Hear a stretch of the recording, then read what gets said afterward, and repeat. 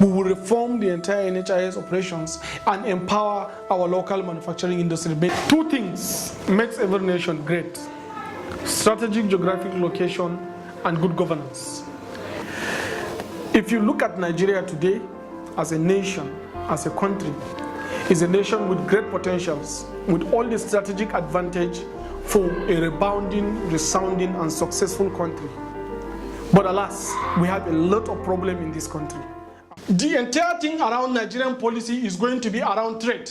We will build massive infrastructure in this country. We will build good roads that is capable of standing the global level standard. If you check on World Economic Forum statistics, Nigeria's quality of road in the world is at number 134 in the country. That's one of the worst roads in this world. Even Pakistan have better roads than Nigeria today. This is an insult for a country that is blessed by these abundant natural resources, both human and material. So we are not going to allow that. We will urbanize 9 states in this country. We will discourage centralization and urbanization in places like Lagos and Abuja by building urban in each of the economic zones in Nigeria. There will be no more geopolitical zones. Nobody will divide us politically. We will use trade and investment to connect ourselves.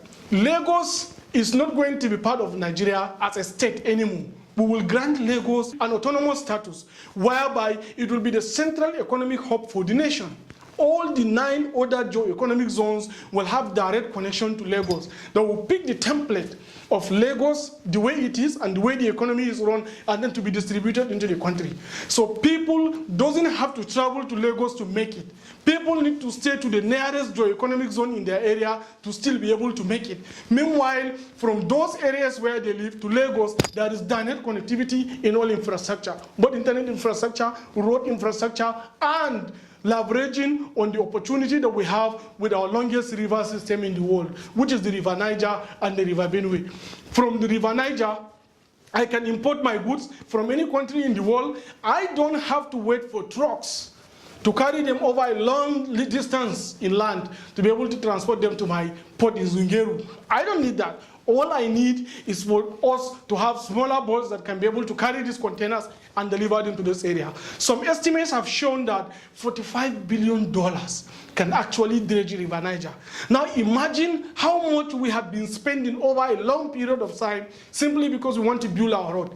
Every year there is money that will be allocated for building roads, yet we are not achieving nothing. And we have River Niger and River Benue with the confluence port in Zungeru and Kogi that may be made one of the strongest strategic inland ports in this country, yet we allow it wasting.